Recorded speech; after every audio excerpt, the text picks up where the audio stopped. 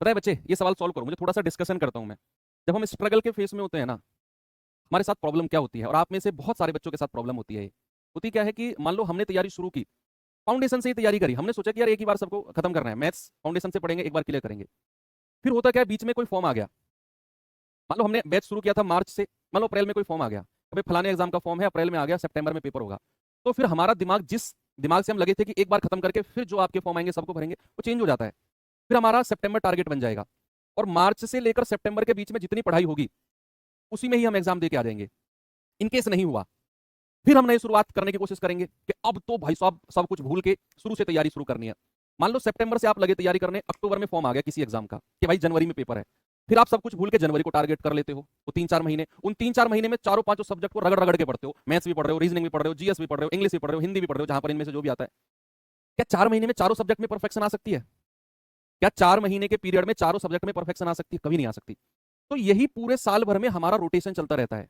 हम जैसे ही एक बार पढ़ने के लिए बैठते हैं, कोई फॉर्म आ जाता है, फिर उसको टारगेट कर लेते हैं, फिर उसको टारगेट कर लेते हैं, फिर उसको, तो हमारी तैयारी कभी कंप्लीट हो ही नहीं पाती है। कभी हम ढंग से उस दिमाग से, उस स्टेटस से पढ़ ही नहीं पाते हैं। मैं सच बता रहा हूं आपको। तो फिर क्या करें सर? बच्चे, आपको थोड़ा सा टाइम तो लगेगा, थोड़ा सा मैं मानता हूं आपको एक दो वैकेंसी सेक्रीफाइस करनी पड़ सकती हैं, लेकिन आप एक टाइम पर दो ही सब्जेक्ट पढ़ो। एक टाइम पर अगर आप ऐसा कर सकते हो तो दो सब्जेक्ट लेकर चलो। रीजनिंग अभी मत पढ़ो। मतलब मैं ये नहीं कह रहा हूं किस एग्जाम को टारगेट करना है, मैं कह ही नहीं रहा हूं, अभी मैं किसी एग्जाम को मान ही नहीं रहा। मैं तो ये कह रहा हूं कि आप अगर पढ़ाई कर रहे हो तो दो सब्जेक्ट एक साथ लेकर चलो। रीजनिंग अभी नहीं पढ़ोगे, आप पहले एग्जाम के लिए जीएस और मैथ्स, ये दो सब्जेक्ट पैरेलल लेके चलो। आप मैथ्स पढ़ो, आप जीएस पढ़ो, दिन में 2-3-4 घंटे मैथ्स को दो, दिन में 2-3-4 घंटे जीएस को दो, बाकी सब्जेक्ट को हटा दो, बाकी सब्जेक्ट की किताब कॉपी बंद करके लगा दो, सेफ में लगा दो। दो सब्जेक्ट, दो बुक्स, दो कॉपी आपके पास होनी चाहिए। इन दो पे ही काम करना है। आप लाइब्रेरी जाते हो, 3-4 घंटे मैथ्स, 3-4 घंटे जीएस, बंद करो, आ जाओ, 6-7 घंटे दिन के काफी हैं। ऐसा आप 5 से 6 महीने कर लो। बीच में जो भी एग्जाम आ रहा है, जो भी फॉर्म आ रहा है, भर दो, उसको टारगेट मत करो।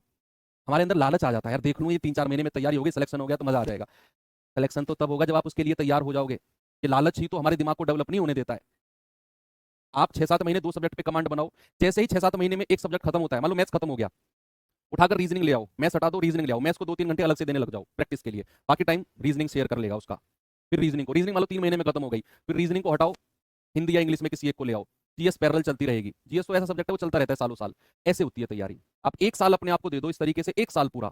एक साल बाद जब आप निकलोगे ना, कोई भी फॉर्म आए, कोई भी फॉर्म आए, भरोगे और तुरंत सिलेक्शन ले जाओगे। ये मेरा अनुभव है, ये मेरा एक्सपीरियंस है जो मैं आपको बता रहा हूँ।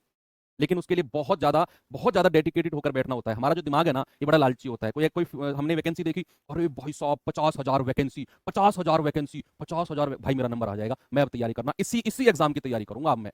उन 3 महीने में ना तो हिंदी हो पाती है ढंग से, ना रीजनिंग हो पाती है, ना मैथ हो पाता है, ना जीएस हो पाती है, थोड़े थोड़े होते हैं सारे सारे, और फिर पता चलता है 4 नंबर से रह गया जी, मैं 6 नंबर से रह गया जी, मौके में स्कोर नहीं बढ़ रहा जी। यही प्रॉब्लम होती है, क्योंकि आपने प्रॉपर टाइम किसी सब्जेक्ट को दिया ही नहीं। आपने प्रॉपर टाइम किसी सब्जेक्ट को दिया ही नहीं।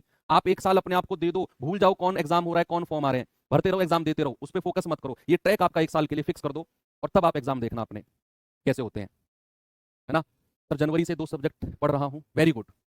और आप जब दिसंबर पकड़ोगे ना अपना, तब देखना आप। सर, संदीप सर गुस्सा हो जाएंगे। अरे मैं ये नहीं कह रहा हूँ